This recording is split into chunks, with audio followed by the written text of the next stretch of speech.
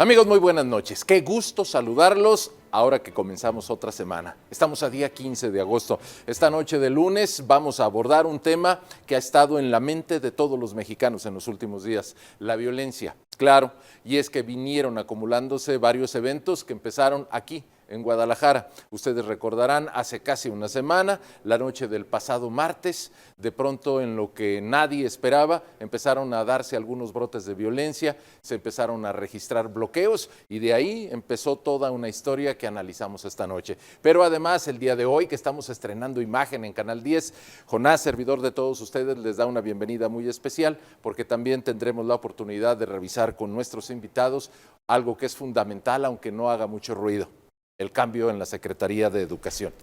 Déjenme saludar con mucho gusto a quienes me están acompañando esta noche, amigos todos de la casa. Déjenme acomodo por aquí y quiero saludar de izquierda a derecha al maestro Raúl Gutiérrez, hoy como especialista en Derecho Penal. Le agradezco la visita.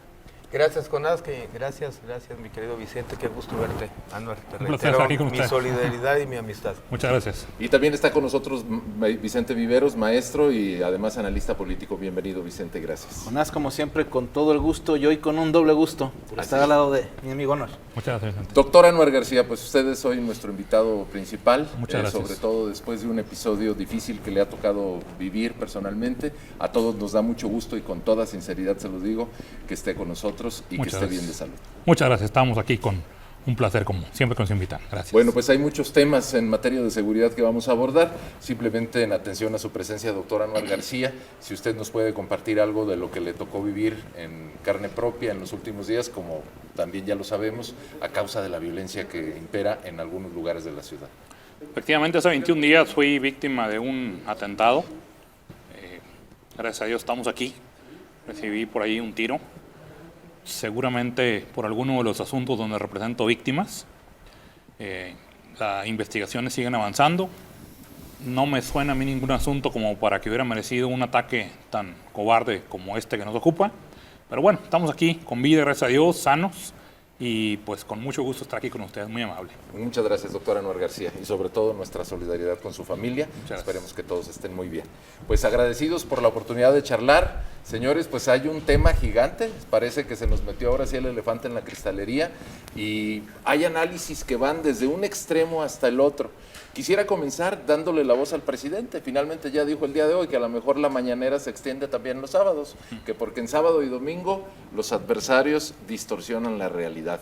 Y parte de lo mucho que comentó el día de hoy en la mañana, hablando de seguridad, le vamos a pedir a nuestro auxilio en producción que veamos un pequeño segmento de lo que dijo el presidente Andrés Manuel López Obrador después de una semana muy conflictiva, diría yo, sí, de las más críticas que se han visto en los últimos años para las autoridades establecidas.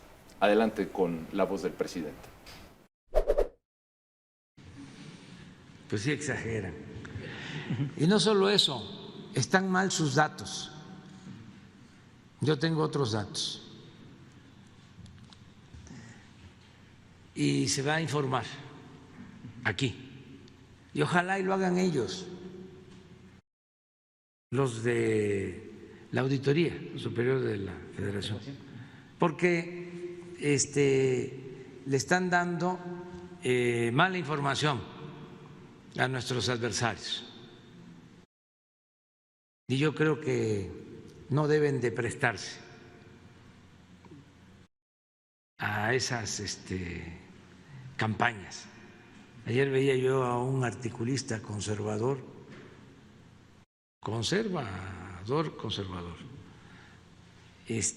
hablando de lo del aeropuerto, de que había costado no hacerlo 300,000 millones de pesos.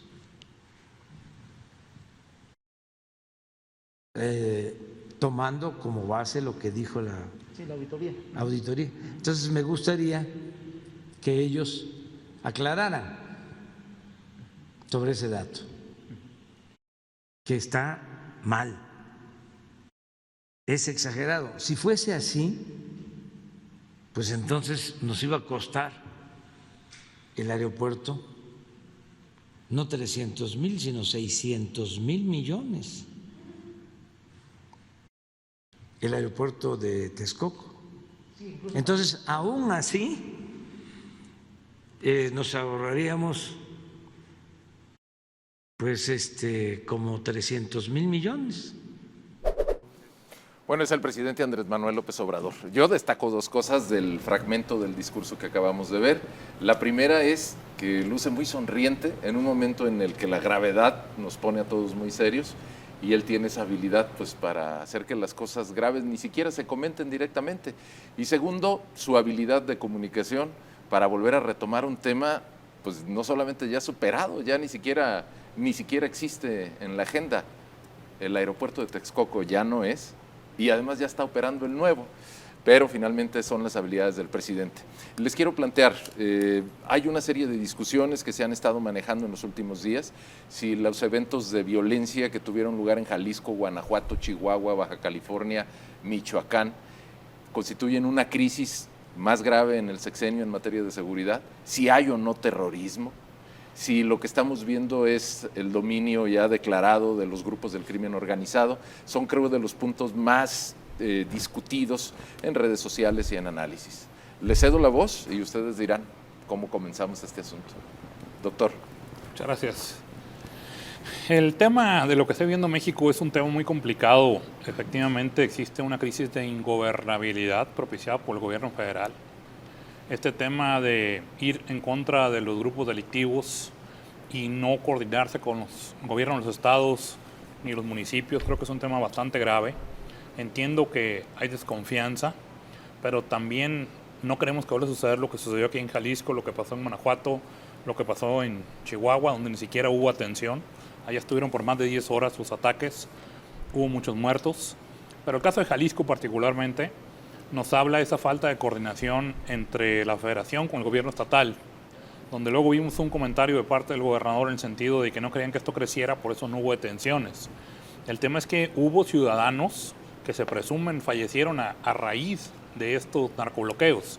Entonces es un tema muy delicado porque el ciudadano está solo y así se siente.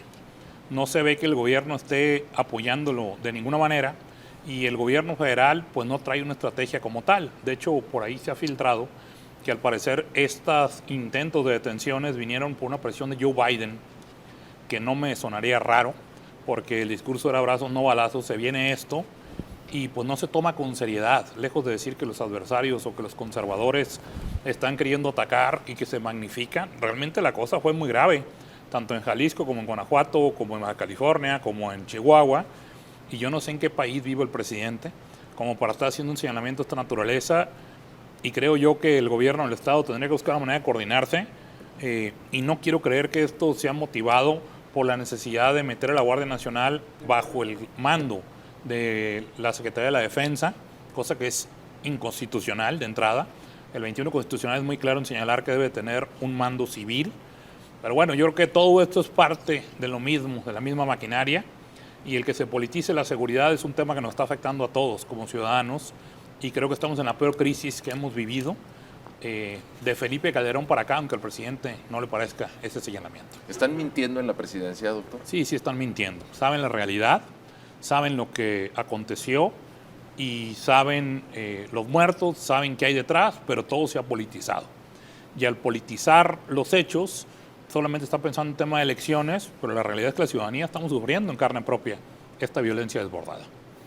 Maestro Raúl Gutiérrez, ¿sí está creciendo el control territorial de los grupos de la criminalidad o nos estamos dejando llevar por el pánico momentáneo? En algún momento, Jonás, hubo una declaración de un general muy importante en Estados Unidos donde menciona que casi 3/4 partes del territorio están tomados. Ellos tendrán sus análisis. Lo que sí es un hecho es lo que vivimos el fin de semana. No es un asunto menor que 5 estados en días tan seguidos. El 9 de agosto en Jalisco, el mismo 9 de agosto por la noche en Guanajuato, el jueves 11 de agosto en Chihuahua, ese viernes en Baja California, para concluir en Michoacán el sábado 13. Recuenta la numeralia que hubo 260 muertos este fin de semana. Yo no sé si académicamente ya aquí nos darán más luz, si estaremos pasando a una etapa para que ya se conciba como un terrorismo urbano. El día de hoy hay una iniciativa en Chile País, una iniciativa de ley, donde menciona qué es el terrorismo urbano para Chile, y ustedes verán si se asemeja aquí o no. Dice, cuando el hecho se cometa con la finalidad de producir en la población o una parte de ella el temor justificado de ser víctima de delitos, con objeto de inhibir resoluciones de autoridades, imponerlas o exigirlas.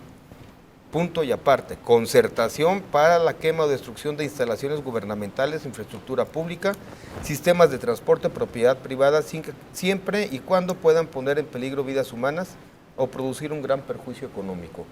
Entonces, pareciera ser que esta definición que viene en la iniciativa de ley, en su artículo 1 y 2, se asemejaría a lo que está sucediendo, y lo dejo como pregunta a la mesa. ¿Se parece algo a esto? Las tiendas de conveniencia producen un daño económico, el temor fundado de las vidas humanas de los ciudadanos a que les suceda algo. Mataron a un bebé de 4 años en una tienda de conveniencia. Sí, sí. Entonces, tú puedes ir a comprar al súper cómodamente, tranquilamente, como antes, te puedes subir a un transporte público. La crisis que genera mental, la paranoia, cursos de verano, ahora los padres no quieren mandar a los niños a los cursos de verano, te va creando, te va moviendo una ciudad por ciudad, estado por estado, pues te mueve un país. Entonces, ¿qué tenemos en medio? Anwar bien lo advertía, pues el tema de la Guardia Nacional. Los que son pro el presidente mencionan, esto es producto de que no quieren que instituyamos esta ley, que nos metamos a esto, porque saben que ahora sí vamos a actuar. Y los que están en contra del señor presidente de la República, pues mencionan todo lo contrario, pero tienen como rehén a la ciudadanía, tienen como rehén las instituciones, se tiene como rehén la Constitución Política de los Estados Unidos Mexicanos. Anwar mencionaba el artículo 21 constitucional. Yo me referiré, en virtud de que ya mencionó el 21 constitucional, que estoy totalmente de acuerdo, al quinto transitorio de aquella iniciativa de ley, sí. y que regresaba a los militares al 2024. Y pues bueno, ahora, ¿será esto producto de un plan preconcebido para decir, a ver, voy a mandar la pelota, todo el mundo sabemos que va a acabar en la Suprema Corte, y aquí la pregunta es, ¿la Suprema Corte de Justicia va a resolver en tiempo y forma? ¿Qué tiempo se va a tardar para resolver esta segura acción de inconstitucionalidad que prevemos vendrá? ¿Se tardará? Yo no quisiera ser el ministro ponente, ¿no?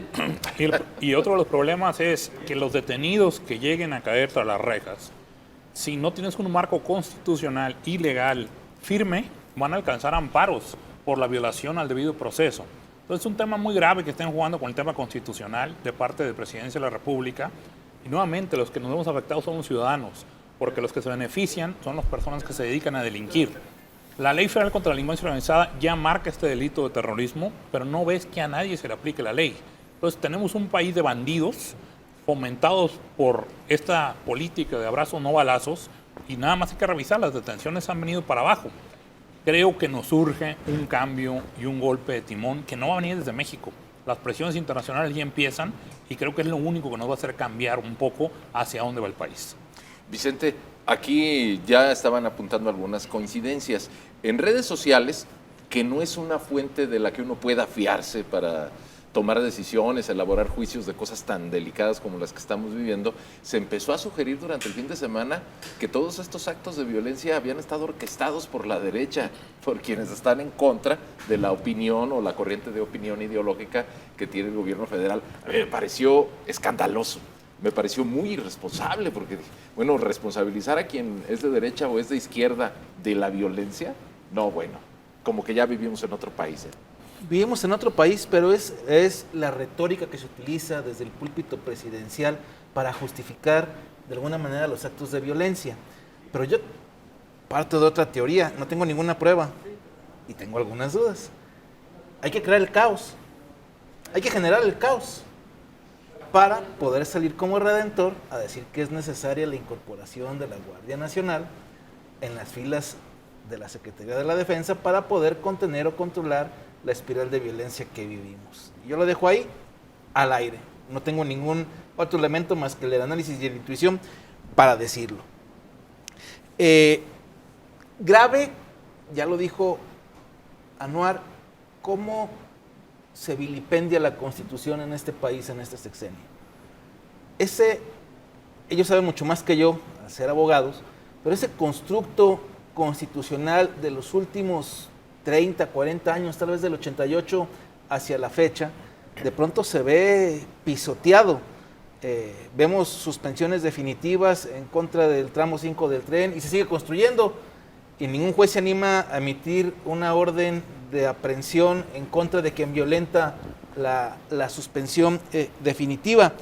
Vemos cómo el presidente, por vía de un decreto, que para mí no da, pero bueno, vía del decreto, incorporará a las filas de la Secretaría de la Defensa Nacional, la Guardia Nacional, y espera la acción de inconstitucionalidad, pero lo dice con aquella certeza, porque sabe que se necesitan 8 votos para declarar inconstitucional una norma, y sabe que tiene 4 ministros y ministras. Entonces, muy probablemente quede en 7 el tema, y quedará en la indefinición jurídica y quedará funcionando en ese espacio nuboso, y seguramente le permitirá terminar su sexenio con esta figura. Reconoce que no le da los votos que le otorgó la mayoría a su partido para tener una reforma constitucional. Los pudo haber tenido en el primer trienio de su sexenio, no lo quiso hacer. Hoy sabe que no lo tiene, sabe que no tiene incluso los votos suficientes en su propia bancada en el Senado de la República. Yo no sé cuánta sangría puede haber cuando Ricardo Monreal acaba definiéndose por donde tenga mayor posibilidad, porque en Morena es evidente que no lo quiere. Pero el tema es el que vivimos en el día a día. Tú preguntabas, ¿gana terreno el crimen organizado en este país? Yo reflexiono mucho con mis hermanos y les digo, agarremos nuestro vehículo ahorita, a las 7 de la tarde, y vayamos a Morelia, a Jiquilpan, a cualquier municipio colindante con Jalisco en el estado de Michoacán, ahorita, para estar ya a las 9 de la noche. Y me dicen, maestro, evidentemente sus facultades mentales no se encuentran en el mejor momento. Le dije, bueno, soy todavía más fifí, vayámonos de shopping a Laredo, pero vayámonos en carro y atravesemos Nuevo León y Tamaulipas para llegar al shopping a Laredo por parte de Estados Unidos. No, pues es una barbaridad, maestro, lo que usted quiere hacer. Vamos más cerquitas. Tengo ganas de ir a la feria de Zacatecas. Vamos a Zacatecas, agarremos carretera Colotlán y lleguemos, son 4 horas. Tampoco hay eco. Vamos al béisbol, ahora que va a empezar la temporada de invierno, y vamos a ver a los tomateros, a Culiacán, y vámonos por carretera. Jonás, al norte, al sur, al este o al oeste. A Colima. Bueno, no Colima. digamos. El estado que tiene el índice de más asesinatos por cada 100,000 habitantes en el país. Vamos a Manzanillo.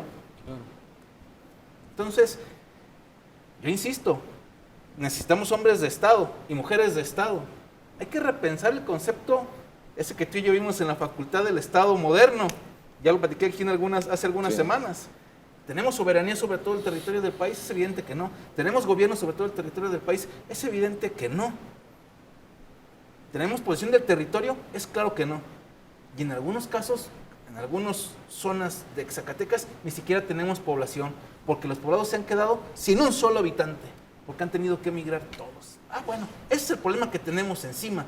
¿Cómo para que desde el púlpito presidencial nos digan que es una cosa de los conservadores de la derecha? No, creo que el problema nos rebasa a todos. Y ojalá pongamos la mente en pensar en una reforma del Estado. Yo me pregunto, y dejo el tema con este cierre, ¿no es momento para repensar el municipio? El municipio en este país, como lo concebió el constituyente del 17 y en lo que dice hoy el 115 constitucional, así como se encuentra solo el ciudadano, así se encuentran las presidentas y los presidentes municipales, independientemente del partido político, desde Mexicali hasta Quintana Roo, hasta Cancún, hasta Benito Juárez. Bueno, repensemos el Estado, porque lo estamos perdiendo. La declaración de la alcaldesa de Tijuana. Sí, claro, también. Páguenles, por favor. Ya páguenles ustedes y ustedes cobren, pero no afecten a la población. Hablando de los municipios. ¿Cuándo habías escuchado a un presidente municipal? Que es dantesca la declaración, no hace más que decir lo que piensa el ciudadano. No se asume como autoridad, se asume como una persona vulnerable, como cualquier ciudadano de su municipio. Bueno, así está la realidad en apenas unas pinceladas. Tengo que hacer una pausa rapidísimo, regreso con ustedes esta noche aquí en Nosotros Decimos. Ya estamos de regreso en este segundo segmento de Nosotros Decimos esta noche de 15 de agosto. Les agradezco como siempre la sintonía y sobre todo si nos encontraron ya empezado el programa, los temas de los que estamos hablando aquí con los invitados pues tienen que ver con la gravedad de lo que hemos sido testigos todos en los últimos días, la violencia y la inseguridad. Le digo, estamos en nuestras redes sociales. Después de que haya concluido la transmisión de nuestro programa esta noche, estaremos en YouTube, en Facebook. También va a haber algunos segmentos del programa de las declaraciones de mis invitados en nuestras cuentas de Twitter. Así que podemos seguir retomando el tema después de lo que ya hablamos. Me gustaría, porque sé que el asunto es muy amplio, que le dediquemos unos minutos a Jalisco, en particular después de lo que vimos el pasado 9 de agosto. Hubo una discusión, pues digamos, un tanto fina, porque no todo el mundo se apercibió del tema. En el momento en que estaban los vehículos siendo quemados y que toda la atención estaba centrada en si había o no había heridos, y que finalmente después la Fiscalía del Estado informó que finalmente 3 personas perdieron la vida porque el asunto no se concentró solo en carretera Saltillo o ahí cerca de San Isidro, sino que se extendió hasta Cuquío. Pero finalmente en ese momento pues todo el mundo era solidario, los policías atendiendo, llegaban los bomberos a apagar los automóviles que estaban incendiados y lo que agradecíamos era que no hubiera personas heridas. Pero luego como que ya se empezó a bajar la espuma y, oye, ¿no hay detenidos? ¿No hubo detenidos? El tema pudiera parecer hasta simpático, pero el propio gobierno del estado emite un reconocimiento en el sentido de que se trató de evitar más violencia, porque al principio era, ¿por qué está sucediendo esto? Ah, bueno, lo informó el presidente horas después, durante su mañanera, es que hubo una reunión de capos y pues llegó el ejército en un operativo y vinieron las protestas, dijo el presidente. Sí estamos resolviendo bien la pregunta de si se debe actuar contra quienes están delinquiendo o mejor dejamos que pase para que no nos lastimen a los civiles. Adelante, doctor. Por supuesto que se debe actuar en contra de quienes estén atacando a la ciudadanía, llevando a cabo actos de terrorismo. Las autoridades estatales tienen la proximidad suficiente para llevar a cabo las detenciones, tienen la fuerza necesaria para llevar a cabo las detenciones pertinentes. Si en un momento dado hay actos federales, pues se ponen a disposición de FGR. Pero de que se debe detener a las personas, se debe detener, porque si no estás creando una facilidad para que siga cometiéndose este tipo de delitos en la impunidad. Ya se sabe en el caminito desde el Culiacanazo. Saben que cuando llega la presión del gobierno federal, pues inmediatamente haces la presión hacia la ciudadanía y todo el mundo dobla las manos. Creo que eso tiene que parar, porque ya viste lo que sucedió. Tantos muertos, personas que perdieron su patrimonio y pues el terror que vive la ciudadanía. Como dices tú, nadie está cómodo en las calles. El gobierno debe de actuar, para eso está hecho. El principal motivo de existir de cualquier gobierno municipal, estatal, federal, es brindar seguridad a la ciudadanía, cosa que no sucedió. Creo que si el gobierno se decidiera, ningún grupo de la delincuencia organizada puede en contra del poder del Estado. El problema es que ha habido una falta de voluntad política para que las cosas sucedan. Y mientras no existan detenciones, pues ellos seguirán sabiendo cuál es el caminito para imponer el poder delictivo, que es lo que han estado haciendo. Comentarios de ustedes, maestro Raúl. Bueno, de manera, recordemos, estaban ustedes recordando, Vicente, puntualmente el Estado, esta figura amorfa creada por Thomas Hobbes en el Leviatán.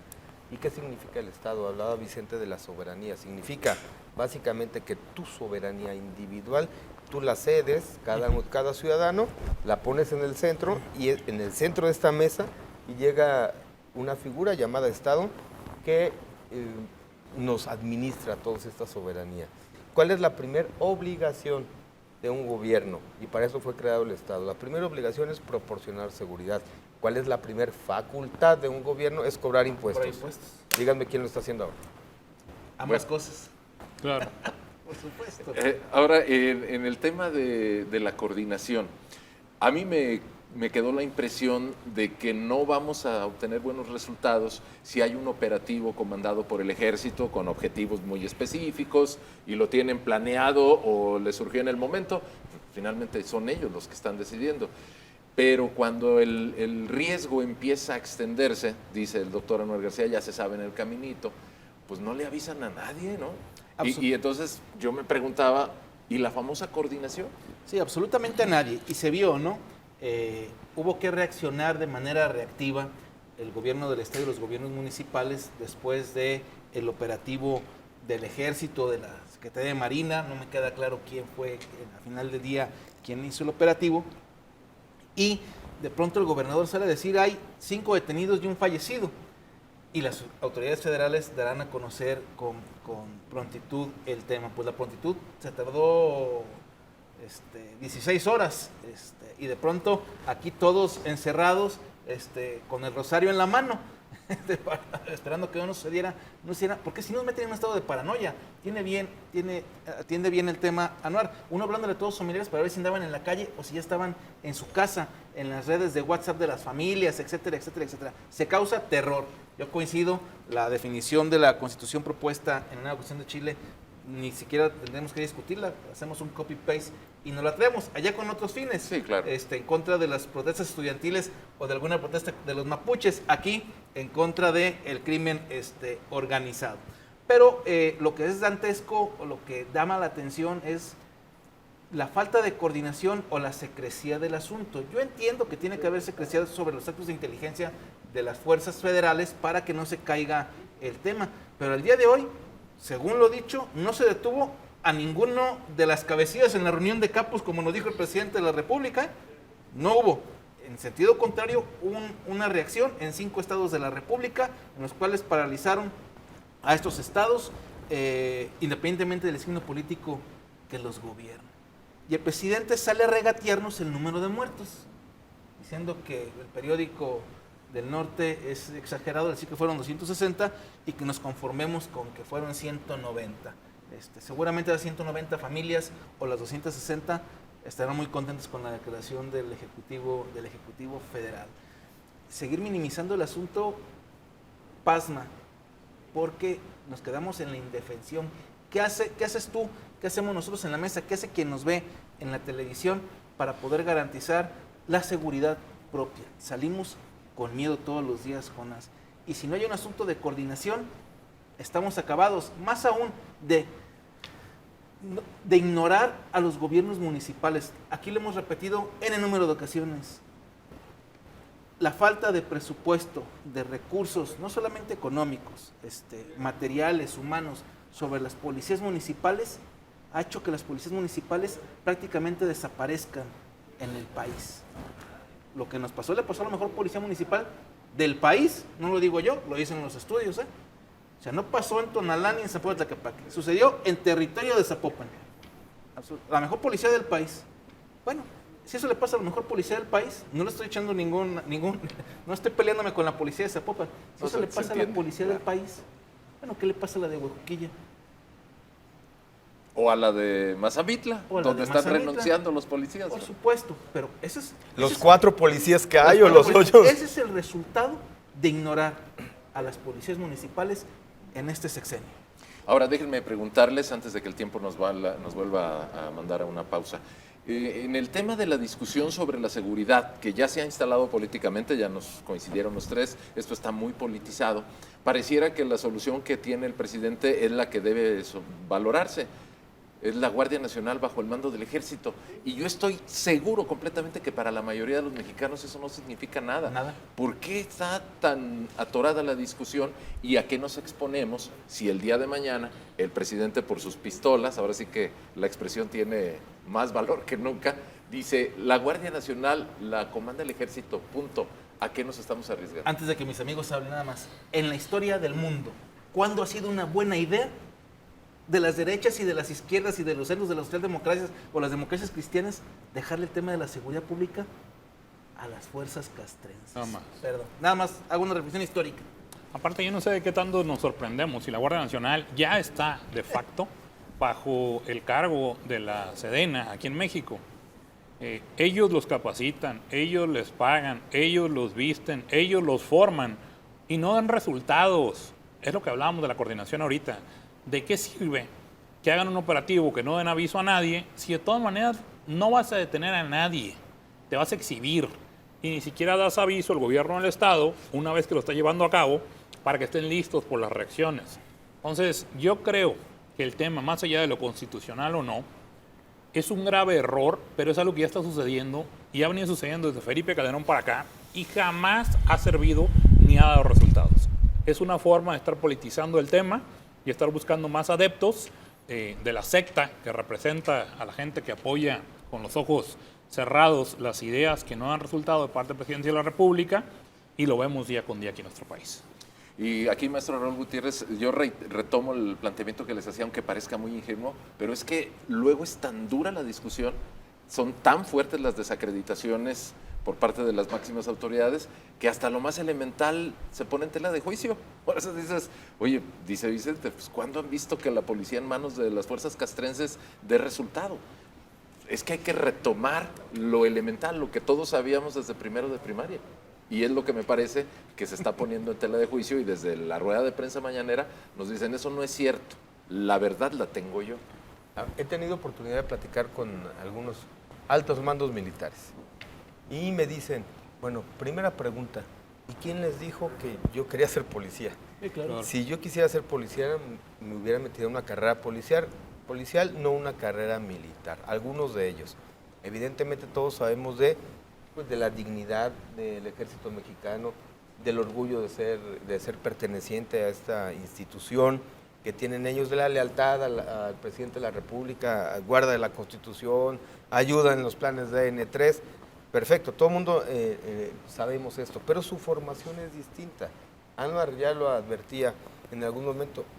¿Qué formación tienen los policías, los soldados metidos a policías? No tienen formación de investigación, de prevención del delito, no la tienen.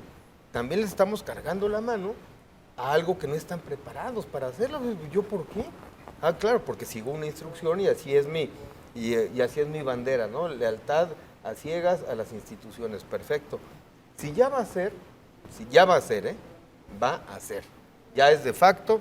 Esperemos que de jure también sea a efecto de no incurrir en estas suspensiones definitivas que podrían ganar algunos de los miembros de grupos que cometen delitos.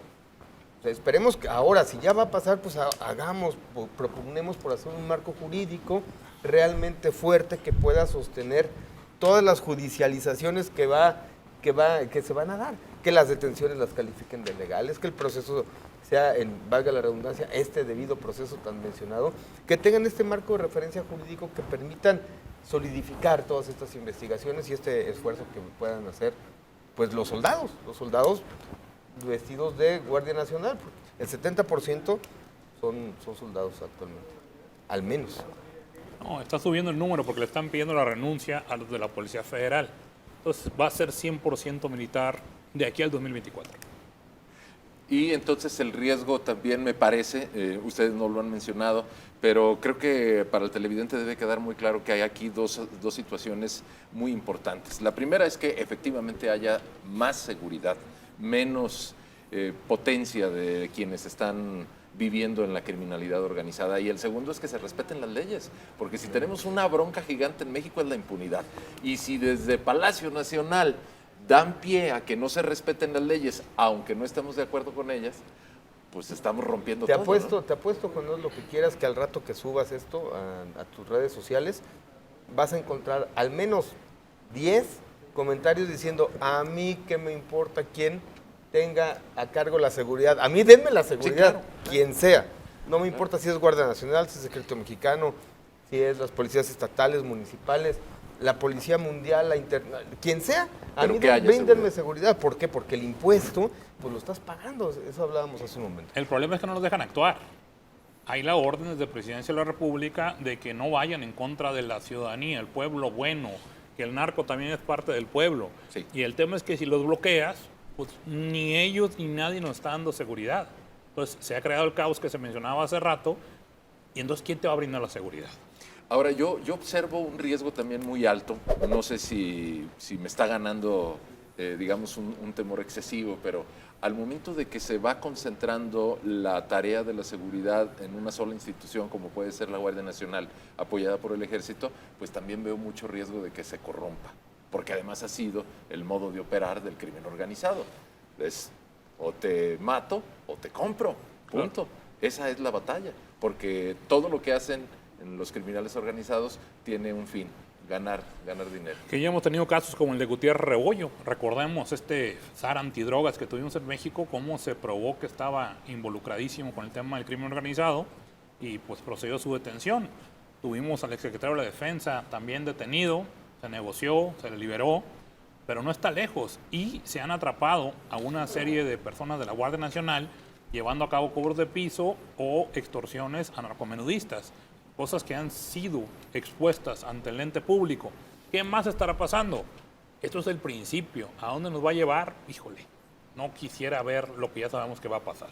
Porque entonces es un riesgo real también ese, ¿no? Claro. La corrupción adueñándose también de nuestras fuerzas castrenses, que serían las encargadas de darnos seguridad. ¿Algo que se me esté quedando fuera, don Vicente? No, yo hacía la reflexión, decía con razón Raúl que es de facto, y también Anuari que va a ser de jure dentro de poco. Bueno, soy pesimista. Yo creo que no van a mejorar las condiciones de seguridad de los habitantes de este país cuando la Sedena administre, que ya lo hace en efecto, de manera formal, a la Guardia Nacional. Uno, y dos, además del desastre en seguridad, nos van a dejar un desastre institucional. O sea, en serio, la verdad es que el daño que le estamos haciendo a las instituciones del país es inconmensurable. No encuentro las palabras porque no quiero ser exagerado, pues, pero la verdad es que me parece terrible lo que sucede en ambos sentidos. Y creo que nos dará un brinco hacia atrás. Bueno, en efecto, un brinco hacia atrás de como cuando Manuel Bartlett era el secretario de Gobernación. Bueno, también consultar con ustedes en el tema de esta, pues de este Frankenstein que se está creando. ¿Hay vuelta atrás? ¿Cómo se puede reparar eso?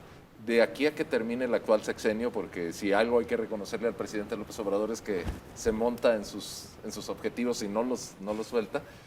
¿Puede haber algún cambio, algo razonable, o tenemos que vivir algo espantoso para que de repente pues cedan en sus esfuerzos los diferentes líderes de la política? Yo no veo un cambio, yo veo una línea de parte del presidente de la República. Como bien señalas tú, todo lo que dice por ahí va y se acabó. Si bien es cierto, hay acciones de inconstitucionalidad que se pueden promover, le está apostando a que durante todo su sexenio se mantenga lo que le está diciendo. No veo cómo pueda cambiar, salvo que vengan presiones de la ONU o presiones de Estados Unidos, que eso sí es lo único que hace que cambie.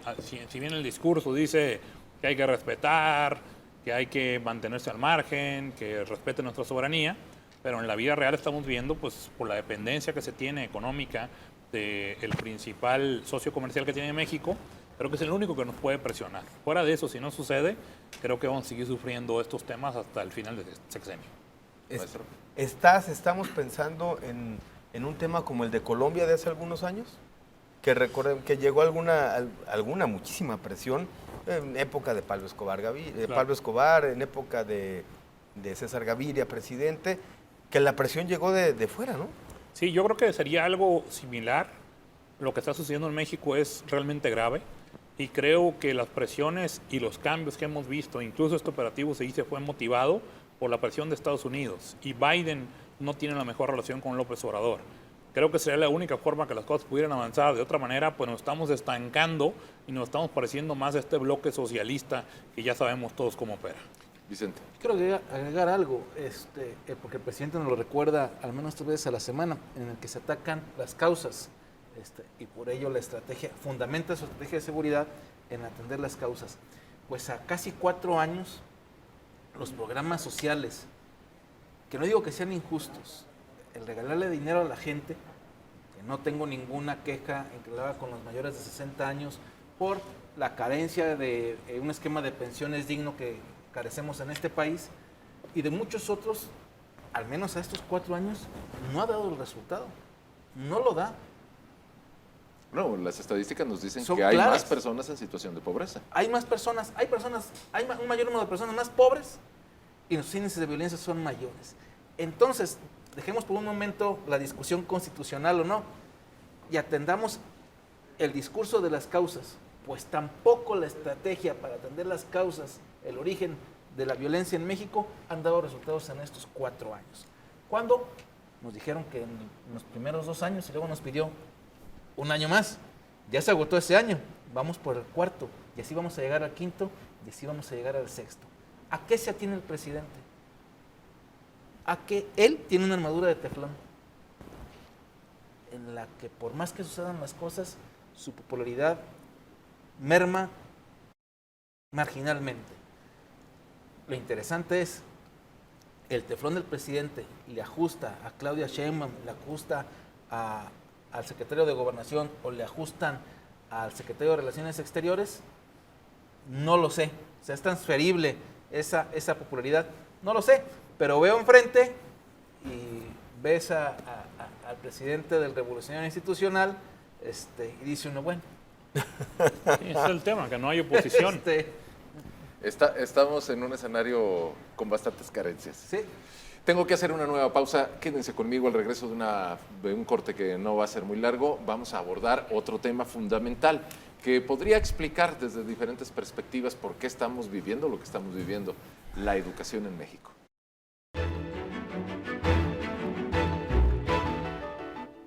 Bien, estamos de regreso con los últimos minutos de Nosotros Decimos esta noche de 15 de agosto. El tema de la seguridad, digamos que lo vamos a poner por separado, no es porque lo hayamos agotado, ni era la pretensión, solo revisar los aspectos más dominantes de lo que fueron los últimos días en Jalisco y en otros estados del país. Pero el día de hoy, preparado por el propio presidente que lo había anunciado, pues ocurrió otro evento que debe marcar una agenda muy específica y que seguramente a muchas personas tiene muy preocupadas. Esto tuvo lugar en la rueda de prensa mañanera. Vamos a ver algunos segundos. Quiero aprovechar para presentarles a quien va a sustituir a la maestra Delfín. Se trata de otra maestra también, Leticia Ramírez, que está aquí. Leti no solo ha estado aquí todas las mañanas, porque Leti tiene como profesión ser maestra, dio clases 12 años, igual que la maestra Delfín, ella más tiempo, pero maestras de aula durante mucho tiempo. Además de eso, nos conocemos desde hace 28 años.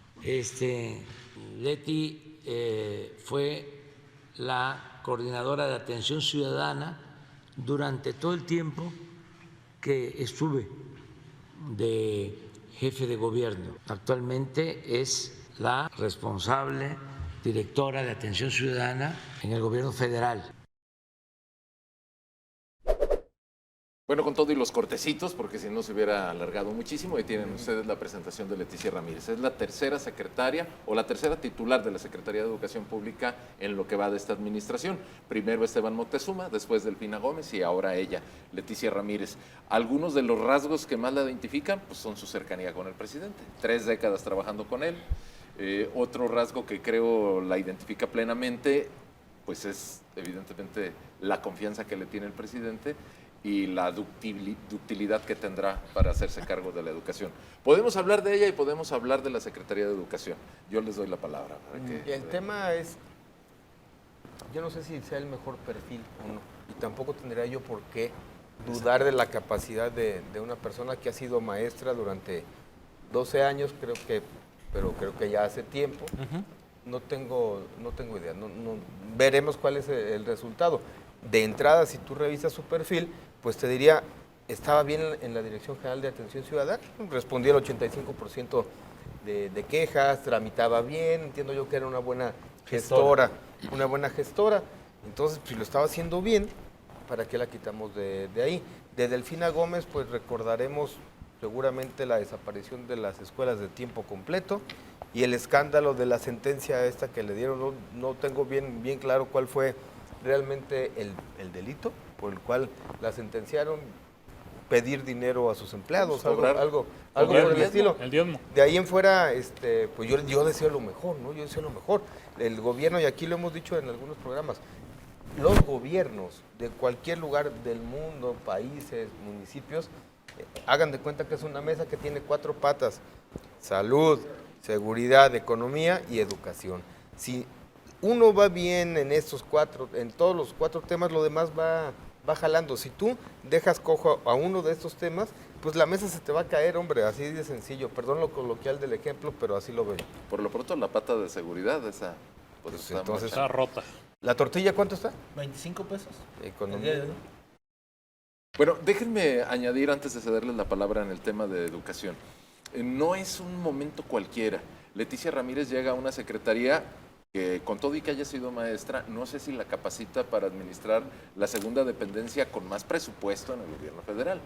Llega en un momento en el que el sistema educativo mexicano pasó por la crisis de la pandemia del COVID, donde prácticamente se perdieron 2 ciclos escolares. No lo digo yo, lo dicen los propios miembros del Sindicato Nacional de Trabajadores de la Educación, en un momento de crisis porque además las escuelas fueron desmanteladas en un porcentaje mayoritario en el país. Eso debido a que así nos comportamos en México. Como estaban cerradas, pues les robaron todo, hasta los baños.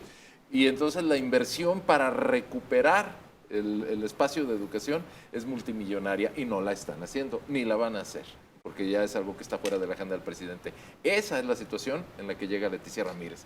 No se me hace tan sencillo. Yo, rápidamente, al igual que Raúl, no la desacredito per se. Ya tuvimos una secretaria de Educación, profesora frente a grupo, durante una buena cantidad de años, y la mejor aprendizaje que tuvimos fue el pedirle el diezmo a los trabajadores del ayuntamiento donde trabajaba. Y a pesar de una sentencia del Tribunal Electoral, será candidata y con muchas posibilidades de ser gobernadora del estado más importante del país por número de habitantes al menos, como lo es el Estado de México. También tuvimos en ese sexenio un secretario de Educación que de educación no sabía nada, sabe mucho de televisión. Esteban Moctezuma, muchos años al lado cómo no. del dueño de Televisión Azteca. ¿Pero qué sabía de educación Esteban Moctezuma? Nada. O no más de lo que sabemos los 4 que estamos en esta mesa. Y hoy es embajador en Washington. Entonces yo tengo una alta expectativa sobre Leticia Ramírez, déjenme decirlo. Espero que antropóloga, si bien fue maestra hace muchos años, le ha tocado estar atendiendo las demandas sociales de los ciudadanos y los ciudadanos de este país que llegan a la presidencia de la República. Pero también me hice una breve reflexión. ¿Dónde está el CENTE ahorita que lo mencionabas? ¿Dónde está ese CENTE protagónico? Ha desaparecido. ¿Dónde está la coordinadora? Ha sido cooptada.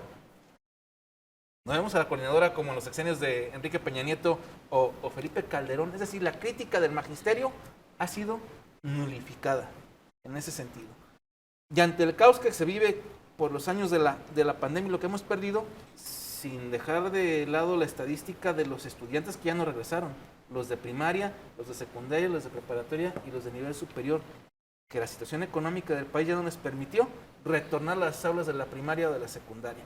Yo siempre he creído, al igual que Anuar, que si queremos cambiar este país dentro de 30 años, tenemos que empezar por enseñarles diferente a los que van a entrar a la preprimaria y la primaria en este país. Para que cuando se conviertan en ciudadanos tengan una perspectiva diferente.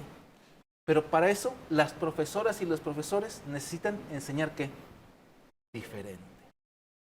Casi se me termina el tiempo, perdón Vicente. Doctor Anuar García. Lo mismo que han dicho mis compañeros en el sentido de que, bueno, no se le ven las credenciales suficientes para ocupar un cargo de esta naturaleza.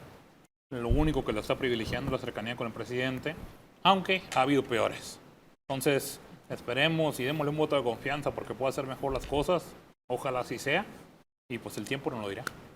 Bueno, yo les agradezco mucho, maestro. Lo veo La con silla interés. de Vasconcelos, la silla de Reyes Cero Agustín Goles, Yáñez. de nuestro jalisciense, A ver. el paisano Sí, Agustín Yáñez. a mí me parece que está Ha muy habido complicado. hombres preclaros en la Secretaría de Educación Pública en este país, que hoy Bueno. son lejanos.